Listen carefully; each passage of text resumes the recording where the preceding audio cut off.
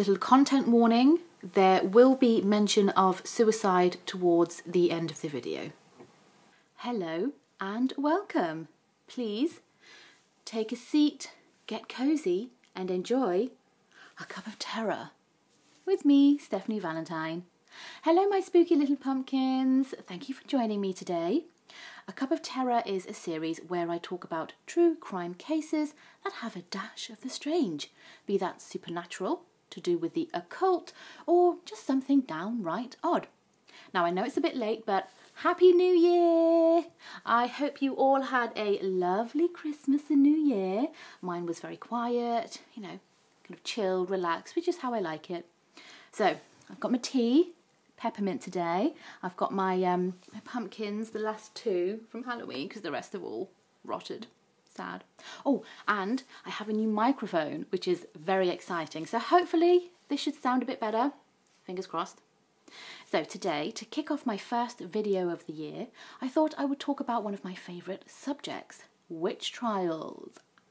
The trials that I'm going to talk about happened at Abington Park in Northampton. It's a nice park from what I can tell, but it hides a rather dark and gruesome history. The park used to be the site of a medieval village, and then it became part of the grounds of a manor house that used to be there. In the 17th century, the village was converted into parklands for the Thirlby family, and then the land was donated to the townspeople in 1892. It's your usual sort of park, people going for walks, families with children running around, you know, your standard sort of thing. But people go about their day completely unaware that the ground that they walk on was the site of a terrible event. The reason that the park has a rather grisly past is due to the fact that it was the site of the execution of 5 people who were accused of witchcraft back in the 17th century. On the 22nd of July, 1612, 5 supposed witches were executed. 4 women and a man were hanged at Abington Gallows for their crimes. We've talked quite a bit about witch trials and executions, so we know they weren't uncommon in that period of time. What made these executions notable, though, is that for one of the executed, their trial was one of the earliest documented cases where dunking was used to determine their guilt. So, who were these unfortunate witches who were executed that fateful day? 2 of them were mother and daughter, Agnes Brown and Joan, who lived in Guilsborough, a village in Northamptonshire. They were poor, not very educated, and many of their neighbours viewed them as ill-tempered and mean. So they didn't have the best reputations to begin with. People didn't like them. One day, Joan, the daughter, encountered Elizabeth Belcher. Elizabeth was offended by something that Joan had said or done, and in a fit of rage, she hit her. Joan vowed to get revenge on her. Elizabeth soon fell seriously ill, and she wasn't able to leave her bed. She was in an intolerable amount of pain, and somehow her face became disfigured as well. She immediately blamed Joan. Elizabeth's brother, William Avery, he came to visit her. He then went to confront Agnes and Joan, but he claimed that he couldn't enter the house due to some malevolent force that was holding him back. He tried a few more times to get into the house, and then he just gave up and went back home. He too fell ill though, and suffered the same sickness that his sister had, and he ended up going to the authorities. Joan and Agnes were taken to Northampton jail. Elizabeth and William visited them while they were held there. At the time, it was believed that a remedy for those affected by witchcraft was to scratch the witch. They believed that if they scratched Joan and Agnes with their fingernails and they drew blood, they would be cured. So they did, and they drew blood and they were momentarily cured. However, as soon as they were away from the jail, their illness returned. even more violently. And by the way, if the affected did get some form of relief after scratching the accused witch, that was also taken as evidence of guilt and used at the trial. So the siblings headed home in their coach when they passed two people riding together on a black horse. These strange people supposedly called out a curse that either Elizabeth or William or their horses might have an accident. The horses that were pulling the coach instantly fell dead. Joan and Agnes were both charged with bewitching Elizabeth and William, and also charged with bewitching a child to death. They pleaded not guilty, but unfortunately they were found guilty. Apparently they didn't pray to God as they waited for their execution. Instead they cursed a whole bunch of people, and that was even more proof that they were witches. Some interesting eyewitness evidence came out. About a fortnight before they were apprehended, Agnes was apparently seen with two other supposed witches, Catherine Gardner and Joan Lucas, and they were seen to ride at night on a sow's back to Ravensthorpe to visit Mother Rhodes, an old witch that lived there. However, before they made it there, Mother Rhodes died. Her last words were said to be, quote, "3 of her old friends coming to see her, but they came too late. Howbeit she would meet with them in another place within a month after." Catherine and Joan are among a few other people who were accused at the time, along with Alice Harris, Alice Abbott, and 3 Wilsons. There doesn't seem to be any evidence of whether they were eventually executed or not. Another witch that was executed that day was Mary Barber from Stanic, a village in Northamptonshire. Like Agnes and Joan, she was described in not the most pleasant of ways. She was said to have mean parents and was described as licentious, malicious, envious, cruel, monstrous and hideous, both in her life and actions. Ooh, rather flattering description, I think. Now, when I hear descriptions like this, let me just safely pour my tea out. When I hear descriptions of the witches, I have to wonder, were they actually as bad as they were made out to be? And therefore they were kind of like easy targets during those times, like, oh, they're bad people, so yeah, it was easily believable that they do terrible things. Or were they just disliked for some reason? You know how some people aren't bad people, they just aren't popular or liked that much, so you know they were kind of picked on, and then their personalities and character traits therefore exaggerated or even made up to justify the claims made against them. Interesting to think about. Anyway, apparently Mary was a horrible woman, and she was accused of bewitching a man to death and also bewitching and causing harm to cattle. Apparently good evidence was provided at her trial, whatever that means, because, I mean, how do you prove that? And she was found guilty and, quote, she had the sentence of death worthily pronounced against her. She maintained her innocence to the end, though. The 4th witch executed was Helen Jenkinson from Thrapston, Northamptonshire. She's another one that wasn't described very nicely. She was said to have, quote, lived many years poor, wretched, scorned and forsaken of the world. I'm kind of thinking that there's a bit of a pattern when it comes to the sort of people that they, you know, targeted. It's all very similar, don't you think? Now, Helen was accused of bewitching a child to death, and she was also believed to bewitch cattle. Before she was arrested, Helen had been searched and pricked by Mistress Mulshow and a jury of women. Pricking was a common practice throughout Europe during the height of the witch hunts.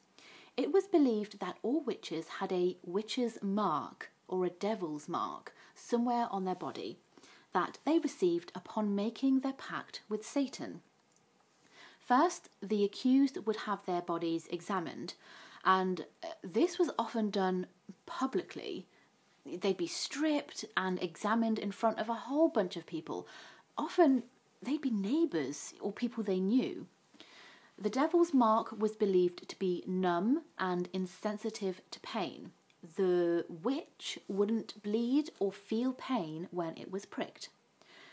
Unfortunately, even minor physical blemishes, such as moles, scars, birthmarks, extra nipples, patches of discoloured skin, that could all be considered as witch marks. And how common are those sorts of things, though? I mean, we all have them.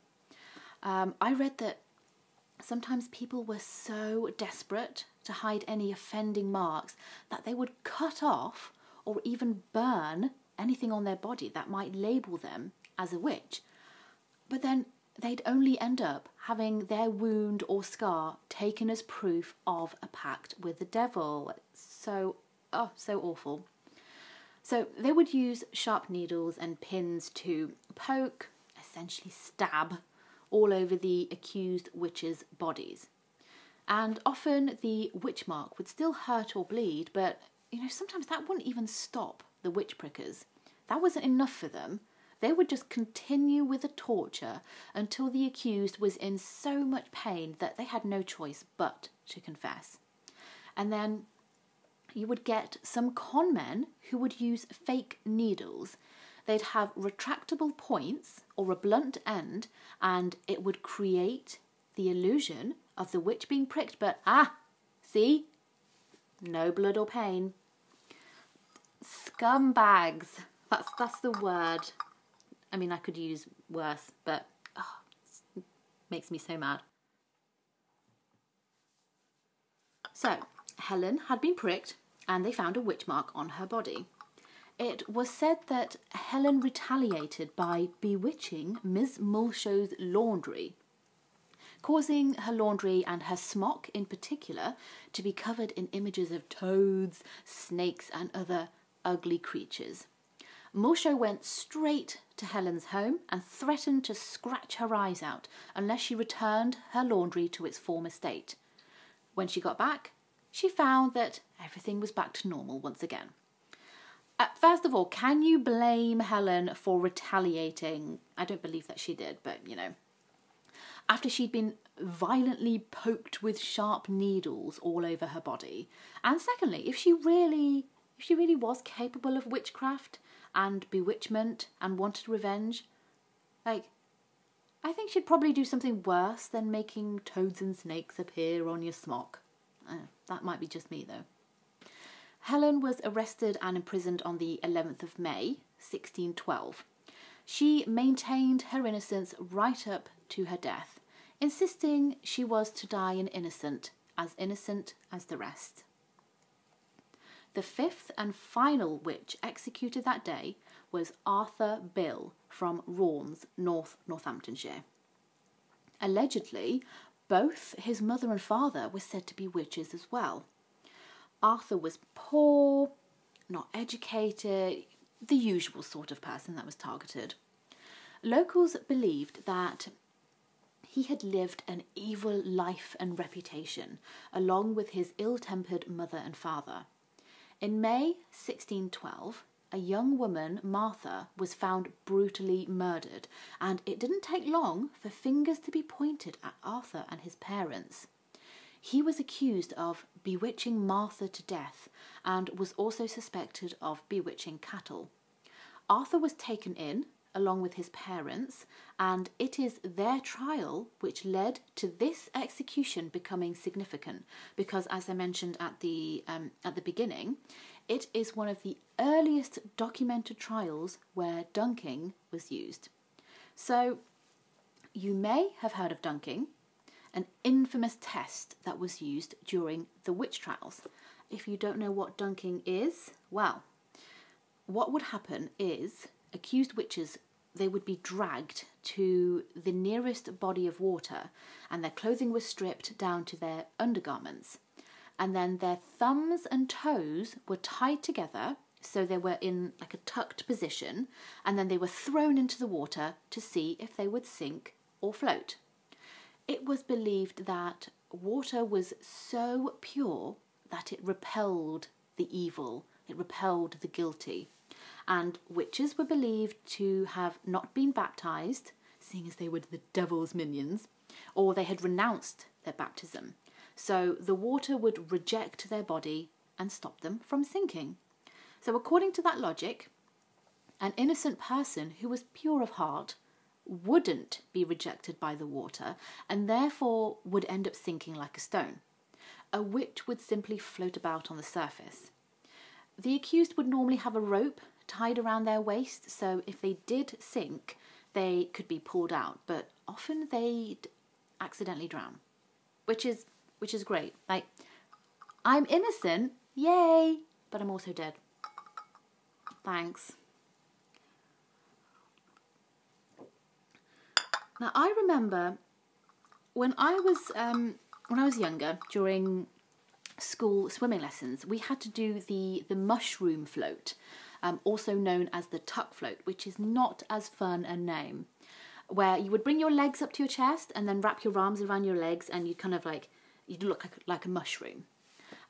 Now, I don't know if this is just me, but I remember that I used to find it really easy to float in that position. Like, it didn't take much to, float about on the surface of the water.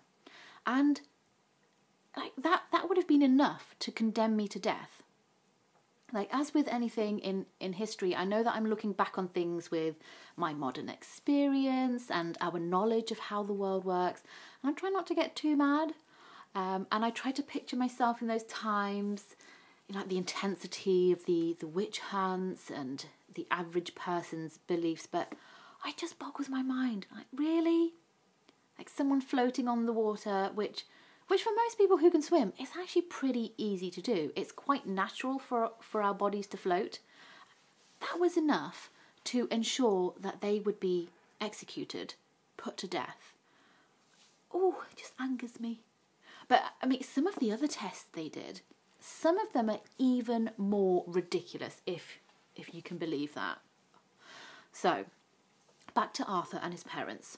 All three were tied thumb to toe and thrown into the water.